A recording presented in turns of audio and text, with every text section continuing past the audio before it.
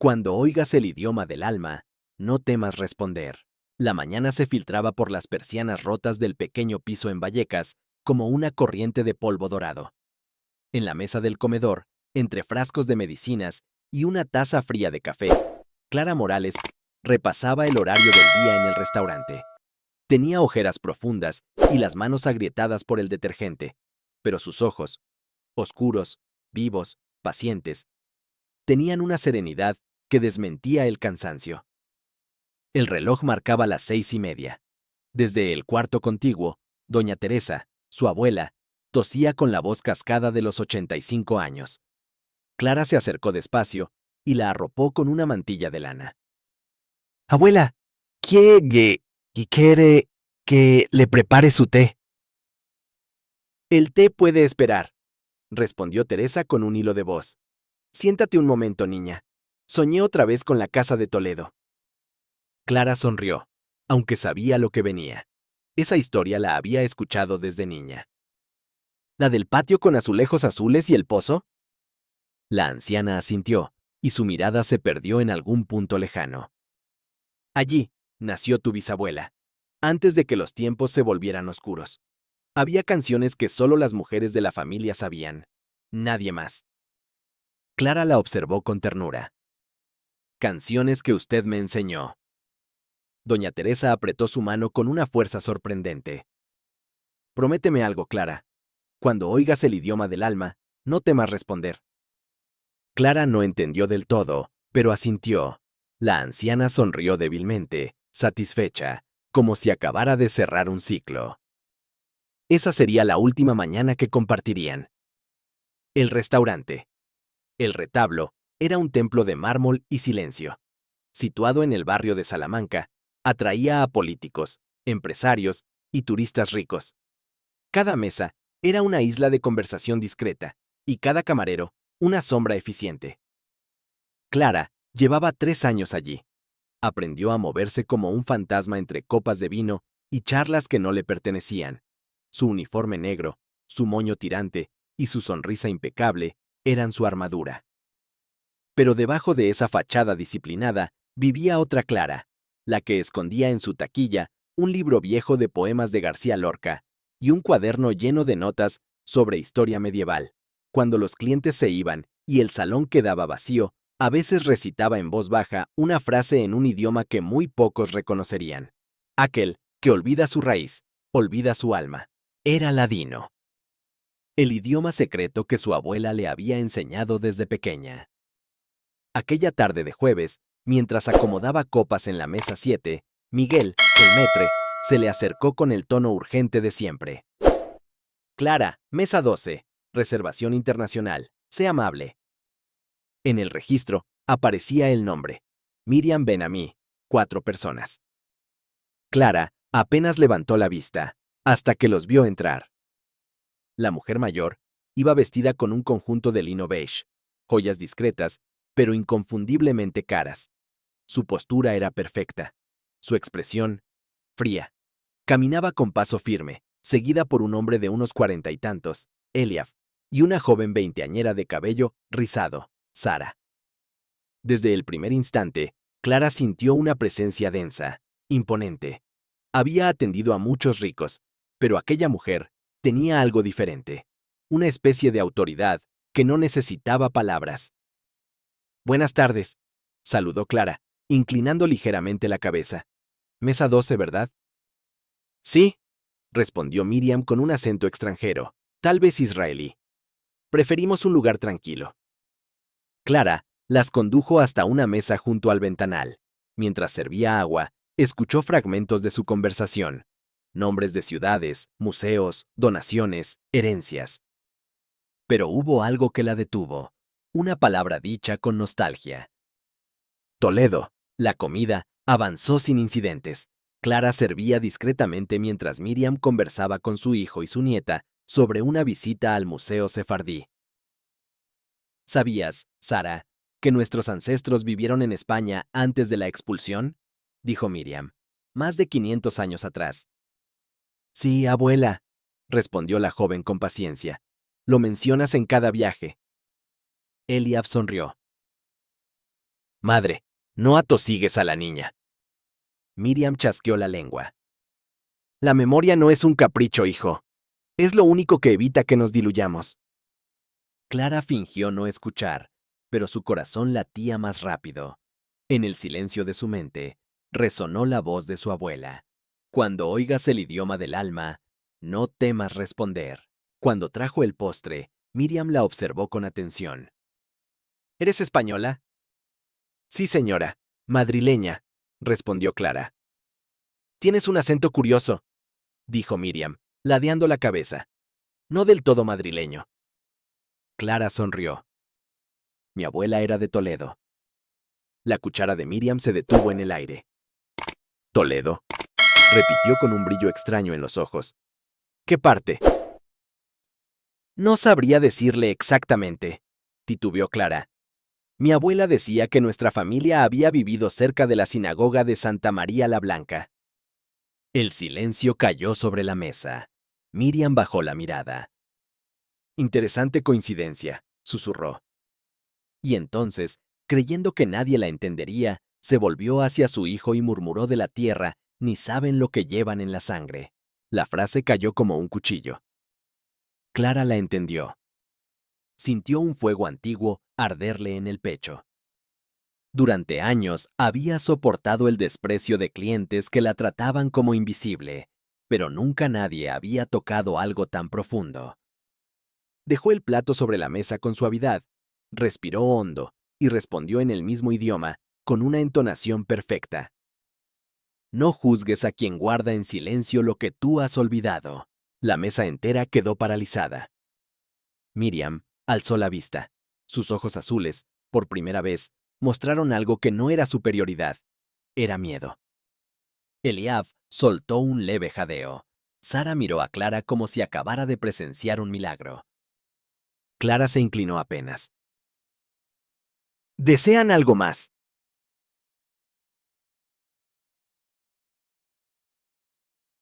Ahora. La voz de Miriam tembló. ¿Dónde aprendiste eso?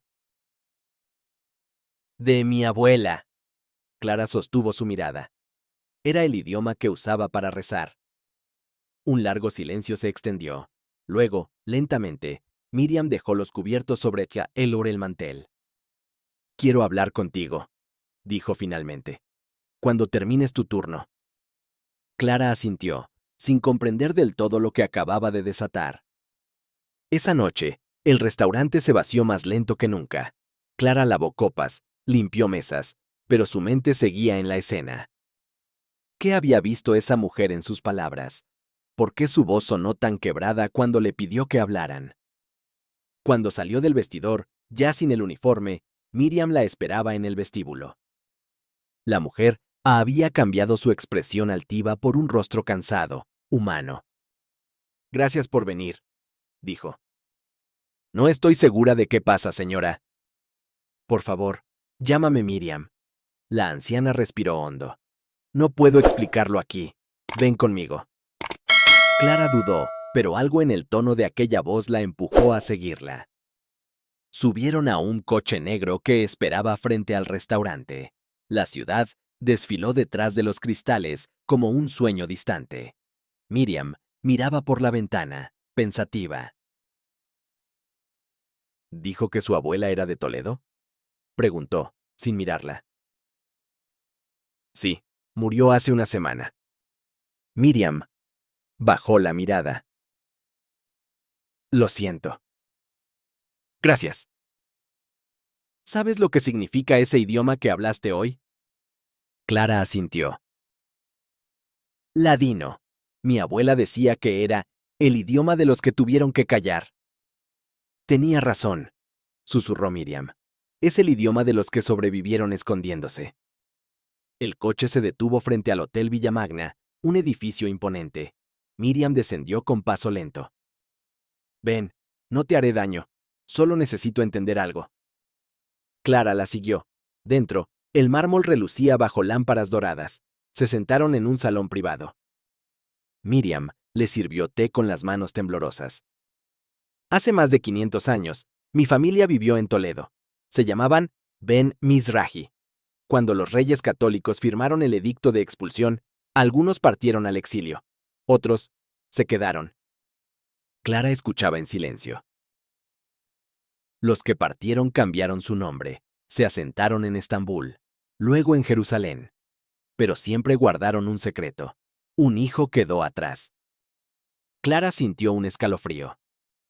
Mi abuela decía que nuestra familia tenía un hermano perdido en tierras lejanas, murmuró. Miriam la miró con los ojos abiertos. ¿Tu abuela te dijo eso? Clara asintió. Sí, y que cuando el idioma del alma regresara, el ciclo se cerraría. Miriam se levantó despacio, se acercó a ella y tomó su mano. Entonces, niña... Su voz se quebró. Tú eres la prueba de que el ciclo nunca se rompió. El reloj del salón marcó la medianoche. Afuera, Madrid dormía. Dentro, dos mujeres separadas por siglos se miraban por primera vez como si se reconocieran. Y aunque ninguna lo sabía aún, ese encuentro cambiaría no solo sus vidas, sino la historia de todo un pueblo. Las palabras que se callan viajan en la sangre, pero regresan con rostro. La suite del Villamaña olía a té de jazmín y a madera encerada. Detrás de los ventanales, Madrid era un mantel de luces esparcidas. Por dentro, el silencio tenía la densidad de una iglesia vacía. Clara sostuvo la taza entre las manos como si fuera un cuenco antiguo que no se atrevía a romper. Miriam se movía despacio, casi con cautela, como si un gesto brusco pudiera espantar algo sagrado que flotaba entre ambas. Cuando te escuché, dijo al fin Miriam, en un ladino limpio, apenas rozado por el hebreo moderno, sentí el olor de la cocina de mi abuela. Pan dulce, agua de azar, una canción que decía, no te olvidas, no, criatura, que la maldad del corazón te guía. Mi abuela la cantaba, respondió Clara, y la voz le salió ronca. Siempre apagaba la luz para que la casa se volviera templo.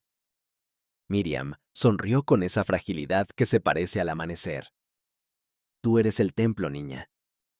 Desde el pasillo llegó un rumor de pasos. Eliaf se asomó a la sala con discreción profesional. A su lado, Sara fijó en Clara una mirada que mezclaba asombro y una especie de gratitud recién nacida. Perdonad la intromisión, dijo Eliaf. ¿Todo bien aquí? Todo empieza aquí, contestó Miriam, sin apartar los ojos de Clara. Necesito que me traigan la caja. Eliaf y Sara se miraron. Había en ese gesto una historia no contada. Años de viajes, de archivos, de genealogías, de esperas frustradas. El hombre asintió y desapareció unos segundos. Volvió con un paquete de seda azul, bordado con hilo opaco. Lo depositó sobre la mesa de centro, como quien devuelve un corazón a su cuerpo. Miriam desató el nudo. La caja de madera emergió con su brillo antiguo. Un rectángulo oscuro, labrado con geometrías mudéjares y, en el centro, una estrella de 6 puntas rodeada por hojas de granado. Clara contuvo el aliento, no por la belleza, sino por la resonancia. Había visto esa caja antes, o su sombra. Mi abuela guardaba una igual, susurró, envuelta en una mantilla. Nunca me permitió abrirla. Me decía, hay llaves que no se fuerzan, esperan el día en que las manos sepan su peso. Hoy es ese día, dijo Miriam, pero no aquí. Eliaf se inclinó hacia su madre. ¿Quieres salir ahora, a estas horas? Quiero llegar antes de que la duda me gane otra vez, respondió Miriam, y clavó sus ojos en Clara. ¿Podemos ir a tu casa? Clara pensó en su piso de Vallecas, en las paredes descascaradas, en la mesa de fórmica donde doña Teresa descifraba semillas de granada como si fueran cuentas de un rosario. Sintió pena, vergüenza, orgullo, todo junto, como un acorde viejo. Sí, dijo, allí espera la otra mitad. El coche atravesó la ciudad como una aguja por un tejido denso. Las avenidas lujosas fueron cediendo paso a calles cansadas, a fachadas con ropa tendida como banderas de rendición. Vallecas los recibió con perros que ladraban a coches tardíos, con un kiosco a medio cerrar, con una mujer que cargaba pan y sueño. Clara abrió la puerta. El olor a lavanda barata y caldo de huesos se quedó pegado a los trajes caros de sus invitados. Miriam no hizo ni un gesto de desdén. Al contrario, la recorrió con los ojos como quien entra en una capilla escondida. «Aquí vivió tu abuela», dijo en voz baja. «Los 2 últimos años», contestó Clara, tocando el respaldo de una silla, cuando la tos se volvió escalera y no podía subirla sola. La habitación de doña Teresa guardaba una penumbra respetuosa. La mantilla negra descansaba en el armario, como una noche cuidadosamente doblada. Clara la tomó, sacó la caja.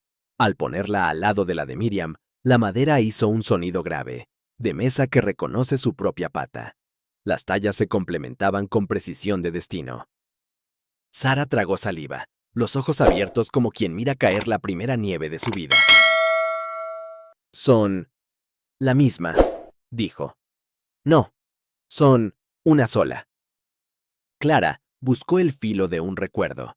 Lo encontró en el retrato desvaído sobre la cómoda, su bisabuela adolescente, con un medallón pequeño y una sonrisa que parecía pedir silencio. Nunca se había fijado en el borde del marco. Diminutas hojas de granado. La sangre en fruta. «Mi abuela decía que el granado es la memoria con semillitas», murmuró. «Pesa, pero alimenta». Miriam asentó. «Abre tú», pidió, retirando su caja, dejando que la de Clara respirara el centro de la mesa. «La llave siempre es del que sostuvo el secreto». Clara acarició la tapa. Tenía un cierre tan fino que parecía un susurro. Al hundir la uña, la tapa soltó su quejido de madera anciana. Dentro, papeles amarillentos, una bolsita de lino, una cinta. «Léelos como te enseñaron», dijo Miriam, «como se leen las cosas que no admiten prisa». Clara tomó el primer papel. Letra en ladino, letra en castellano antiguo, letra en hebreo. 3 caras de una misma voz. Empezó a leer en silencio, pero Miriam la interrumpió con ternura de maestra. «En voz alta, para que nos oiga quien tenga que oírnos». Clara obedeció. En el año 552 del mundo, que los reyes firmaron el edicto, se partió la casa en 2, no por odio, sino por resguardo. A ti, hija mía, te dexo el mapa que no es mapa, las palabras que abren las arcas y la ya promesa que nos hace familia, aún sin mirarnos. Las palabras parecían desenterrar mensajes del aire. Eliab se sentó sin darse cuenta. Sara apretó las manos. Miriam cerró los ojos como quien reza sin plegaria. Clara continuó. El que se quede con nombre prestado, pero que no pierda el de adentro. El que se va, que no se olvide del que se queda. Un día, cuando las 2 casas se topen, el sello se romperá y la meldad saldrá a luz. «La meldad saldrá a luz», repitió Miriam, en castellano ya. La verdad que espera siglos para ser soportable». Clara dejó el papel, con cuidado. Abrió la bolsita de lino. Adentro, un hilo gastado y un colgante sencillo. Una estrella minúscula con 3 puntos grabados. «Mi abuela lo llevaba por dentro», dijo Clara. «Decía que no era joya, sino contraseña». 3 puntos, susurró Sara. 3 idiomas. 3 ramas, o 3 llamadas. Pasado, presente, porvenir. Miriam extendió la mano. De su caja, extrajo otro colgante, idéntico, salvo por una grieta. «La tuya está entera», dijo a Clara. «La mía aprendió a romperse». No lloró. A veces la emoción más alta solo sabe respirar hondo. «Busca el mapa», pidió. O lo que nuestros antepasados llamaron mapa. Clara revisó. Doblado con pulcritud monacal, apareció un pliego dibujado con tinta casi extinguida. No eran coordenadas, eran versos alrededor de líneas. Las calles de Toledo como pentagramas, y sobre ellas, letras hebreas en puntos precisos. «Mi abuela me enseñó un juego», dijo Clara, más para sí que para los otros. «Une las letras que saben cantar». «¿Y qué se forma?», preguntó Sara, arrodillándose junto a la mesa. «Una palabra, no. Una frase». Clara Acercó la lámpara. La inclinó con una destreza que parecía heredada.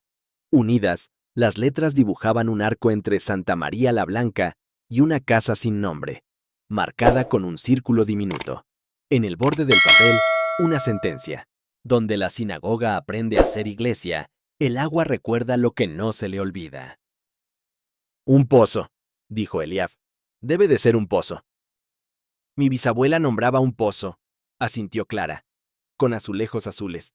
Siempre ponía énfasis en el color, como si fuera clave. Miriam dejó caer la espalda en el sofá, extenuada y viva. Mañana iremos, sentenció. Sin cámaras, sin abogados, sin museos, solo nosotras. Madre, empezó Eliab. Mañana, repitió ella, en un tono que era decreto y caricia. La madrugada levantó su cortina gris. Ninguno durmió del todo, pero a veces el sueño se rebana en tajadas de 2 minutos y alcanza para sostener un día. Tomaron café en tazas desparejas. A Miriam le supo a gloria. Clara dejó una nota junto a la foto de doña Teresa. Hoy cumplo lo que siempre dijiste. Condujeron hasta Toledo. La ciudad apareció como un animal quieto en la piedra. El viento traía campanas y pasos de turistas perezosos. A esa hora, los custodios bostezaban puertas apenas. Santa María la Blanca abrió su vientre blanco. Columnas como troncos, capiteles como flores, silencio como agua. Miriam apoyó la palma en una columna. Cerró los ojos. Mis mayores rezaron aquí, murmuró, con miedo y con fuego. Y los míos susurraron aquí, replicó Clara, con hambre y con pan. Siguieron el mapa verso. La línea de letras pedía doblar por un arco, cruzar un patio, palpar una pared. Allí, detrás de una maceta con geranios cansados, la piedra dibujaba un rectángulo apenas distinto. Aquí, dijo Sara. La piedra respira distinto. Clara rozó con los nudillos. Una vibración hueca respondió. Miriam se arrodilló sin pudor por sus rodillas viejas. Del bolso sacó una llave que no era llave, una varilla de plata con 3 muescas, como los 3 puntos del colgante. Mi abuelo decía que era para un reloj que ya no existía, contó, entre risas que apagan el llanto. Nunca se lo creí. La introdujo en una rendija casi invisible. Giró. La piedra se negó primero. Luego, como quien recuerda un gesto de infancia, cedió 1 centímetro. El aire que salió olía a papel dormido. Ayúdame, pidió Miriam. Eliab y Sara empujaron la losa. Detrás, un hueco, no grande, lo suficiente para un cofre o una caja, o un manojo de rollos. Clara metió la mano con cuidado de partera. Tocó tela, cuerda, madera lisa. Extrajo un paquete envuelto en lino, sellado con cera vieja. El sello repetía el granado. Nadie habló. No hay adjetivos útiles para la vibración de un puente que se reconstruye. Miriam rompió la cera con el borde de la varilla. Dentro, 3 pergaminos y una libretilla de cuero. El primer pergamino tenía columnas, nombres, fechas, apuntes en ladino y hebreo. El segundo enumeraba lugares y señales. El tercero era cartografía íntima, cruces en patios, marcas en vigas, canciones con notas y nikud. Clara tocó la libretilla. En la primera página, una frase. Si esto llega a tus manos, es que el tiempo se volvió piadoso. Abrió. Un diario. Voz de mujer. Yo, Rachel Bat Jacob, me quedo con mis hijas. En la noche prendo 2 luces, una pa' dormirado y otra pa' lo que somos. Que no me juzguen los que se van, ni me olviden los que se queden. A los que vendrán. Aquí hay pan, que no se pudre. Clara leyó en voz alta hasta que las letras le tiemblan. Miriam la detuvo con una mano suave. Basta por ahora, susurró. Las palabras también se desmayan si se las fuerza. Guardaron los pergaminos con ritual improvisado. Volvieron a colocar la losa. Santa María la Blanca parecía más blanca. Una luz sesgada cayó como bendición funcional. Eliab secó sus lentes. Sara contuvo una risa emocionada, esa que se parece al llanto con otro vestido. ¿Y ahora?, preguntó, sabiendo que la pregunta era puente a una vida nueva. Miriam miró a Clara. Ahora decidimos. Lo más difícil no es encontrar la verdad, es elegir qué hacer con ella. El coche subió al barrio alto. Desde el mirador, Toledo era un ajedrez inmóvil. Se sentaron en un banco caliente. El viento subía el olor de los ríos, Tajo y Memoria. Mi familia tiene abogados, contactos, dinero, dijo Eliab. Podemos proteger esto. Proteger es una palabra con doble filo, contestó Clara, sin dureza. A veces proteger es guardar, a veces es dejar salir. Los museos, empezó Sara.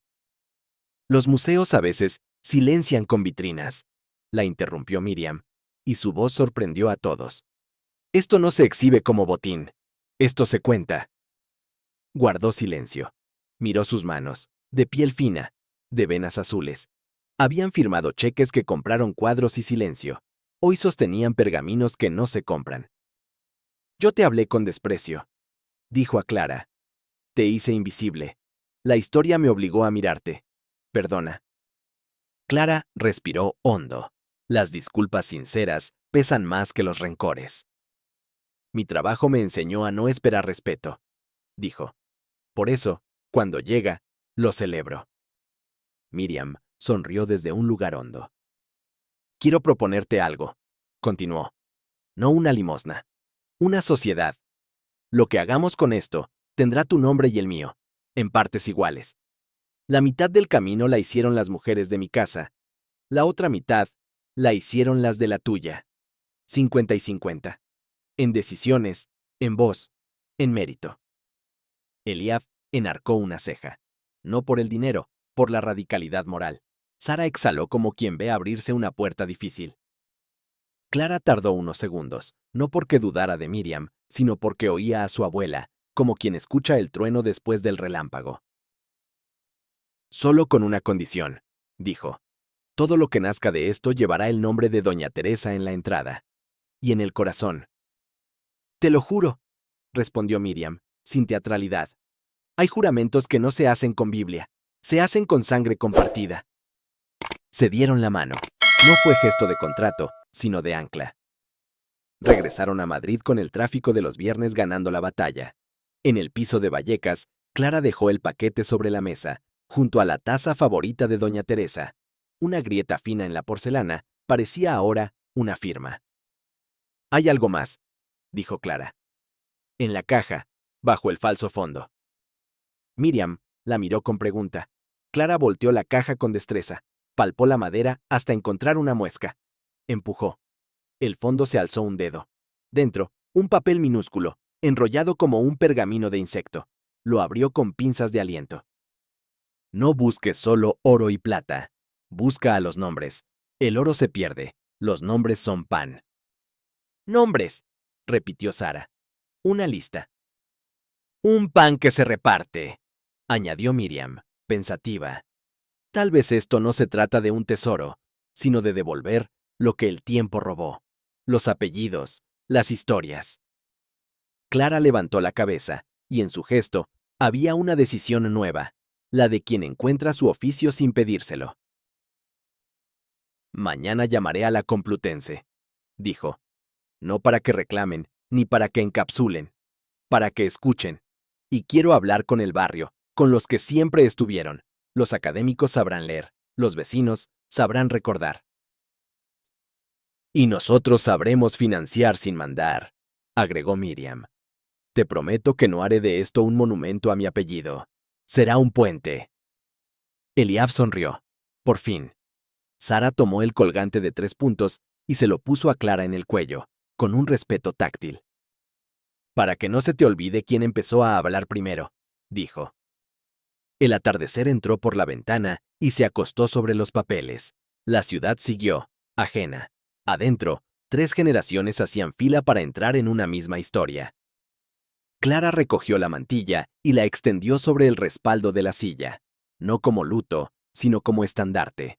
Tomó la libretilla de Rachel Bat Jacob y leyó un último renglón. Si no me ves, no pienses que no estoy. Estoy en la palabra que pronuncias cuando te callas. Cerró los ojos. Vio a doña Teresa riendo sin tos, a su bisabuela cantando, a una niña soñando con azulejos azules. Abrió los ojos. Había trabajo, del que no paga propinas, pero paga deudas antiguas. Empezamos hoy, dijo. Empezamos hace 500 años, corrigió Miriam, y la corrección sonó a bendición. En la calle, alguien gritó un gol. El ruido del mundo volvió a su cauce. Adentro, el idioma del alma había encontrado quien le respondiera. La verdad no se hereda, se despierta. El amanecer llegó con olor a polvo viejo y café barato. Clara no había dormido. En la mesa del comedor, los pergaminos esperaban como animales domésticos que no saben aún si son peligrosos. Las letras hebreas parecían moverse con la respiración, vivas, expectantes. Miriam entró al salón envuelta en un batín de hotel prestado y un silencio reverente. Tenía el rostro de una mujer que había rezado sin saber a quién. ¿No dormiste?, preguntó con ternura. No podía. Cada línea que leo, siento como si me llamaran por mi nombre, pero de siglos atrás. Miriam se acercó despacio. Esa es la herencia verdadera, no las joyas ni el dinero, sino las voces que no descansan hasta que alguien las escuche. A media mañana llegaron Eliab y Sara con una grabadora y una cámara sencilla. Querían registrar los documentos antes de que se deterioraran. Clara extendió los pergaminos sobre la mesa, con una delicadeza casi religiosa. Miriam la observó en silencio. Aquella muchacha, con su blusa simple y las manos firmes, se movía con la autoridad de una sacerdotisa. Este, dijo Clara, parece un registro de nacimientos y muertes. Mira, Yitzhak ben Abraham, 1494. Miriam bat Yitzhak, 1508. Sara tomó nota. Están escritos con 3 alfabetos distintos, murmuró. Hebreo, ladino y castellano antiguo. Eso significa que se escondían entre lenguas, dijo Clara. Que sobrevivían cambiando de voz, pero sin borrar la suya. Miriam se santiguó sin pensarlo, luego se sonrojó. Perdona, es costumbre adquirida. Clara sonrió. No hay nada que perdonar. Mi abuela también encendía velas los viernes sin saber por qué. Decía que era por las almas sin descanso. Las nuestras, susurró Miriam. 3 días después, Miriam cumplió su promesa. Contactó con un profesor de historia sefardí en la Universidad Complutense, Dr. Porgoctor Gabriel Montes, experto en archivos inquisitoriales. La reunión fue en una sala pequeña, llena de polvo y retratos de reyes. Montes, un hombre calvo y entusiasta, escuchó en silencio mientras Clara y Miriam contaban su historia. Cuando desplegaron los pergaminos, el académico se llevó las manos a la cabeza. Esto es un milagro documental. Se inclinó sobre las letras. Nombres, fechas, testimonios directos. Aquí hay material que podría reescribir capítulos enteros de la Inquisición. Clara bajó la mirada. No queremos fama, doctor. Solo verdad. Montes asintió. La verdad necesita guardianes más que autores. Déjenme autentificar los documentos. Prometo discreción absoluta. Miriam estrechó su mano. Haremos lo necesario, pero la voz de esta historia será de ella, dijo, señalando a Clara. No de los libros, sino de la vida. Montes la observó con respeto. Entonces prepárate, muchacha. Lo que guardas cambiará muchas cosas, y no todos estarán contentos. La noticia del hallazgo no tardó en filtrarse. Una semana después, un periodista extranjero apareció frente al restaurante El Retablo, preguntando por la camarera del idioma perdido. Clara lo despachó con cortesía, pero aquella tarde sintió la presión del mundo acercándose. Eliab, siempre pragmático, le propuso una idea. Podríamos registrar los documentos, protegerlos legalmente. Hay museos y fundaciones interesados. La prensa pagaría fortunas por exclusividad. Clara lo miró con calma. ¿Y convertir esto en mercancía?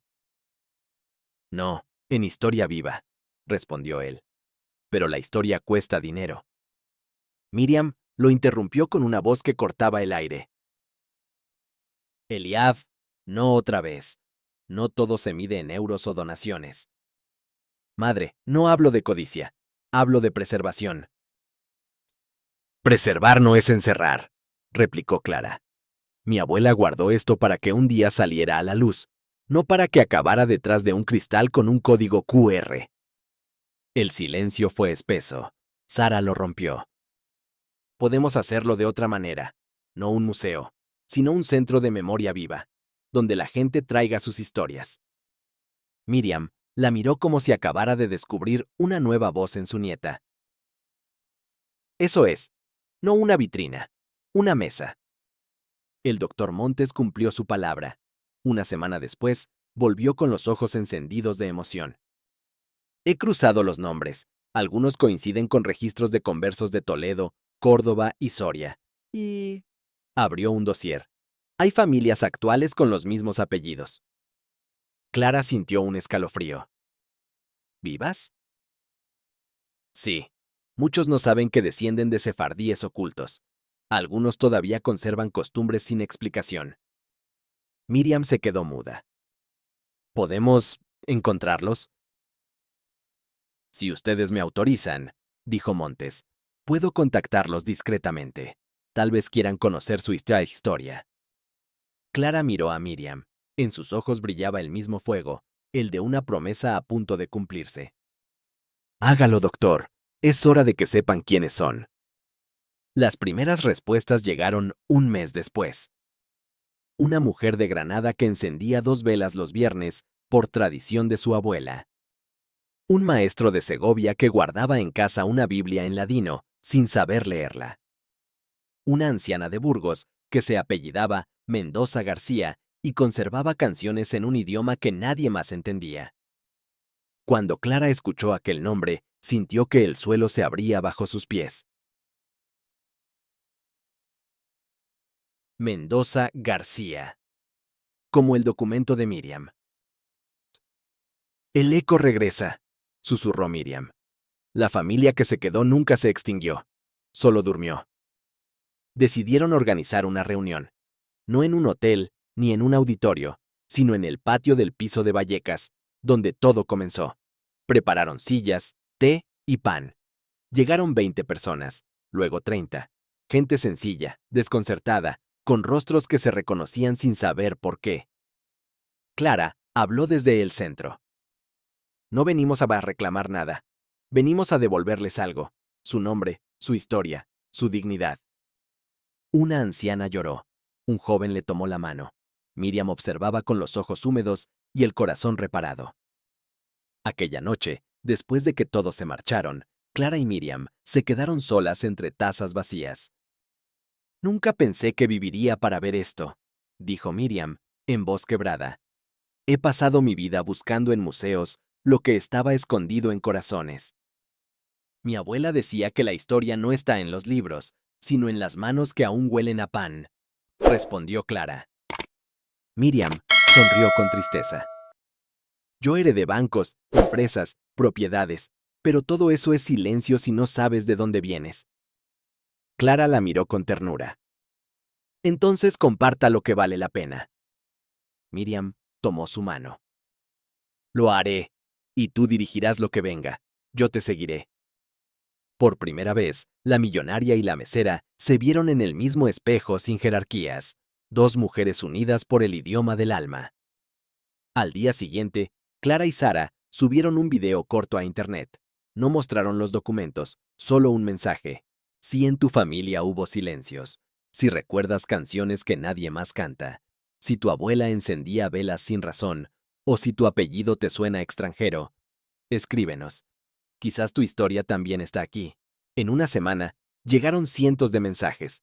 Españoles, portugueses, latinoamericanos, incluso árabes del norte de África. Todos buscaban una raíz, una palabra, una pista. Clara respondió a cada uno, con la paciencia que había aprendido sirviendo mesas. Miriam, a su lado, gestionaba recursos, abogados, archivos. Sara editaba videos y Eliab negociaba discretamente con instituciones para proteger los hallazgos.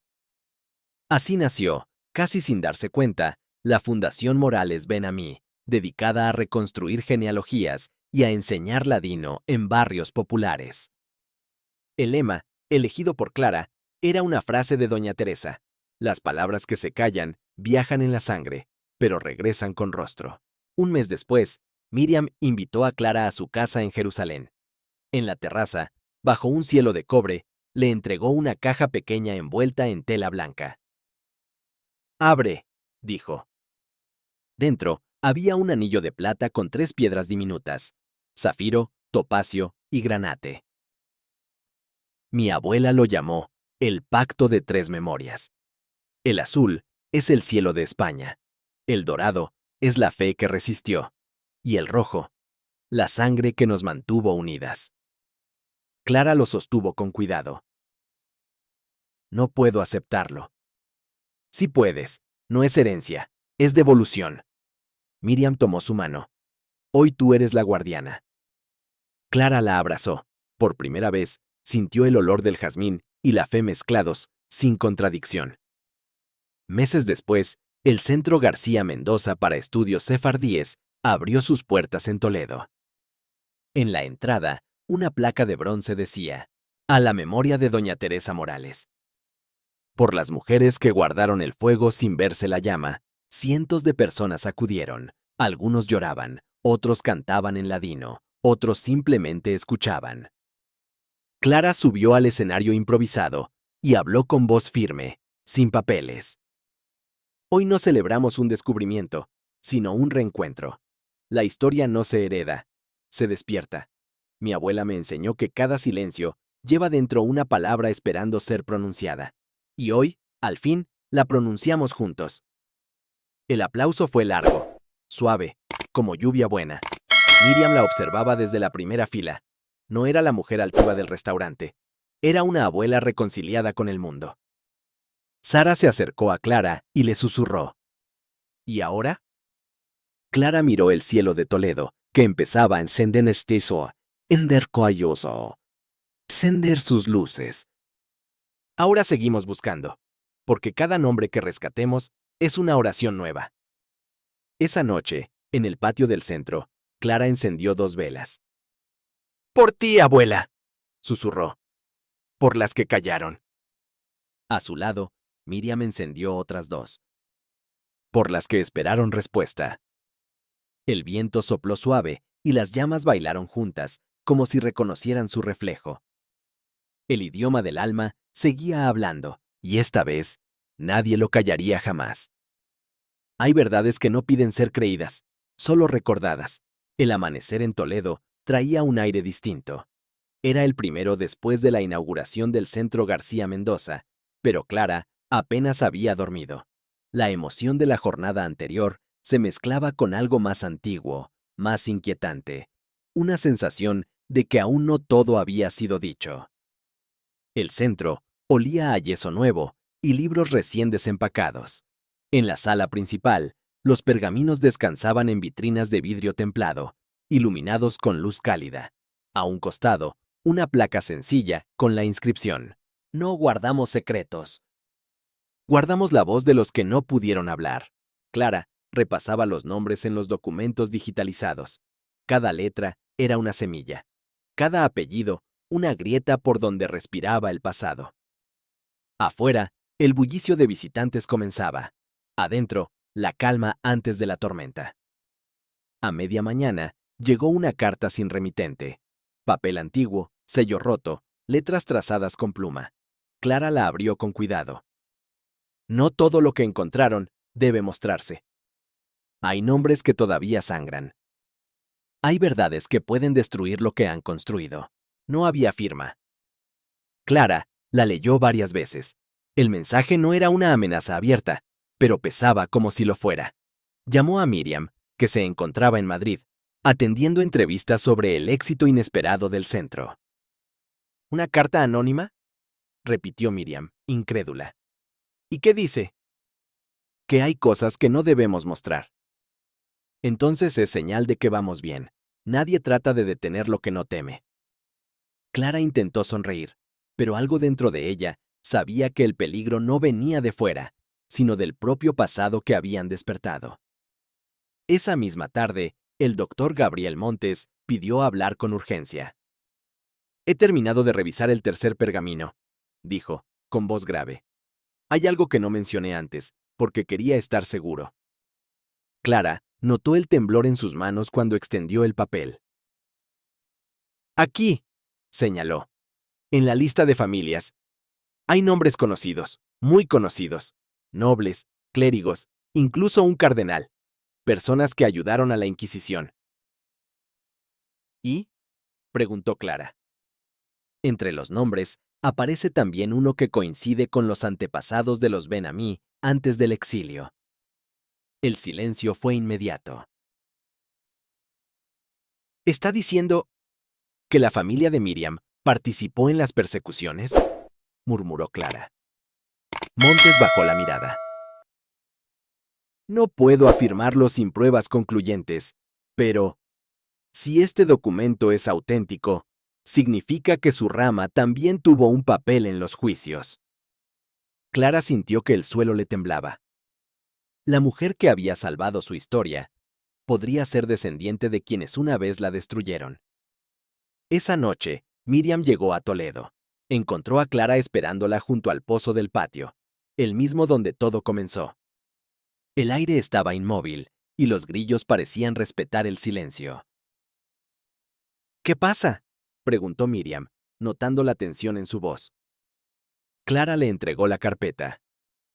Tienes que leer esto. Miriam lo hizo en silencio.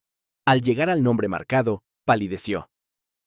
No, susurró. No puede ser. Clara la observó con compasión. Montes dice que es solo una coincidencia, pero si no lo es, significaría que mi familia persiguió a la tuya, terminó Miriam, con los ojos húmedos, que mientras unos huían, otros firmaban las órdenes. El viento sopló como si confirmara. Miriam se cubrió el rostro con las manos. He pasado toda mi vida buscando redención por un exilio, y tal vez mi culpa era otra. Clara se acercó y le tocó el hombro. No eras tú, fueron los siglos. Miriam negó con la cabeza. Pero mi sangre lleva su sombra, y yo te humillé aquel día en el restaurante. Como si repitiera la historia. Clara le sostuvo la mirada. Entonces ya la rompimos, porque ahora no nos escondemos. Miriam respiró hondo. Las lágrimas le corrían sin ruido. Tienes razón. No se trata de borrar la vergüenza, sino de mirarla sin miedo. Los días siguientes fueron una tormenta silenciosa. El descubrimiento sobre los Ben-Amí amenazaba con dividir el centro. Algunos colaboradores exigían publicar el hallazgo en nombre de la verdad. Otros temían que destruiría la credibilidad de la fundación. Eliab se mantuvo frío. Si sale a la luz, la prensa lo convertirá en escándalo. Dirán que todo fue un teatro, que lo hicimos por fama o por dinero. Sara, sin embargo, fue directa. Callarlo sería repetir el error de nuestros antepasados. Clara escuchaba en silencio, mirando el mapa antiguo de Toledo. Finalmente habló. Lo que duele no es que haya culpables, sino que sigamos eligiendo callar. Miriam la miró, cansada pero firme. Entonces hablaremos, pero lo haremos nosotras. No los periódicos, no los políticos, nosotras. Convocaron una conferencia en el centro. Las cámaras enfocaban a dos mujeres, sentadas una al lado de la otra. Una millonaria israelí, de linaje poderoso, y una joven camarera española, convertida en historiadora accidental. Clara tomó la palabra. Hoy no venimos a proteger nuestra reputación, venimos a honrar la verdad. Entre los pergaminos que encontramos, hay nombres que pertenecen tanto a víctimas como a verdugos. Algunos fueron de nuestras propias familias. Pero el perdón solo puede nacer cuando la verdad se dice sin adornos. Miriam la miró con los ojos empañados y añadió, si mis antepasados participaron en la persecución, hoy su sangre repara su error al abrazar a quienes sufrieron. No somos responsables de lo que hicieron, pero sí de lo que callamos. El auditorio estalló en un silencio reverente. Luego, una mujer del público, una anciana de cabello blanco, se levantó. Yo también desciendo de una familia que denunció a los suyos, dijo. Mi abuela me enseñó a rezar en secreto por ellos. Hoy, por fin, puedo hacerlo en voz alta. Las lágrimas corrieron en los rostros. La verdad ya no dolía, sanaba. Esa noche, Clara y Miriam se quedaron solas en la sinagoga, sin público ni luces. Encendieron 2 velas. ¿Sabes qué siento?, dijo Miriam. Que la historia nos usó como espejo. Tú representas lo que resistió, yo lo que huyó. Pero el espejo no tiene sentido si uno de los reflejos falta. Entonces el ciclo está completo, susurró Clara. Ahora sí. Miriam tomó sus manos. Quiero que esto te pertenezca, dijo, entregándole un sobre pequeño. Es mi testamento. Todo lo que tengo irá a la fundación cuando muera. Clara negó. No lo hagas por mí. No, lo hago por nosotras, para que ninguna niña tenga que esconder su apellido otra vez. Las velas crepitaron, y el reflejo de ambas se fundió en una sola silueta sobre el muro blanco. Por primera vez, el pasado y el futuro parecían reconciliarse. Semanas después, la fundación recibió miles de visitas, familias que llegaban con fotos, objetos, canciones. Cada historia agregaba una nota al coro del tiempo. Clara escribió una frase en el mural principal. La verdad no destruye la fe, la limpia. Miriam la observó y sonrió. ¿Y ahora?, preguntó. Ahora viene lo más difícil, mantenerla viva sin convertirla en mito. Miriam la abrazó. Ya no temo. Si mi sangre tuvo sombras, tú le diste luz. Y usted le dio nombre a mi silencio. Afuera, las campanas de Toledo sonaron como si el aire mismo quisiera confesar algo. El idioma del alma, aquel que las había unido, seguía hablando entre los muros. La cámara imaginaria se aleja lentamente del centro. Clara y Miriam permanecen en la entrada, rodeadas de gente que ríe, que canta, que busca. En el cielo, el último resplandor del día parece escribir una frase invisible. No hay historia limpia, pero hay corazones dispuestos a lavarla. Cuando la memoria florece, el alma descansa. El invierno había llegado a Toledo con una calma que dolía. El viento arrastraba hojas secas por las calles empedradas, y el centro García Mendoza, iluminado en tonos ámbar, parecía un faro en mitad de la historia. En el despacho principal, Clara repasaba cartas de agradecimiento de todo el mundo, descendientes de familias sefardíes, historiadores, rabinos, campesinos. Todos hablaban de una sola cosa: reencuentro. Pero, entre los sobres, había uno con tinta dorada y un sello que ella conocía demasiado bien. Lo había enviado Miriam. Mi querida Clara, cuando leas esto, ya estaré de camino a Jerusalén. Mi salud se ha debilitado, pero no quiero que la tristeza te alcance. He sentido que mi alma empieza a pedir descanso, y quiero dárselo donde comenzó mi fe. No me despido, porque el cariño no entiende de distancias.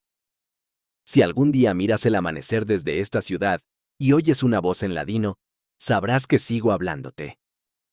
Cuida de nuestro centro. Cuida del idioma del alma. Tu hermana Miriam. Clara dobló la carta con las manos temblorosas. Las lágrimas no eran de sorpresa, sino de comprensión. Miriam había sentido su final acercarse y lo había aceptado con la serenidad de quien ya había cerrado su ciclo. Un mes después, la noticia llegó en forma de llamada. Miriam Ben-Ami había fallecido en Jerusalén, al amanecer. Clara viajó sola para asistir al funeral. El cementerio estaba en lo alto de una colina, con olivos centenarios que parecían vigilar el horizonte.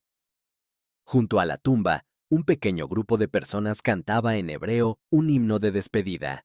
Clara no entendía todas las palabras, pero cada nota la atravesaba. Al final, el rabino se acercó y le entregó una pequeña caja de madera. Ella pidió que esto fuera para usted, dijo. Dentro Había un colgante, la estrella de 3 puntos. Miriam había mandado restaurarla. La grieta del pasado ya no estaba. Clara la tomó, apretándola contra el pecho. Gracias, hermana, susurró. Ahora descansa, que yo seguiré caminando. De regreso en Toledo, Clara reunió al equipo de la fundación.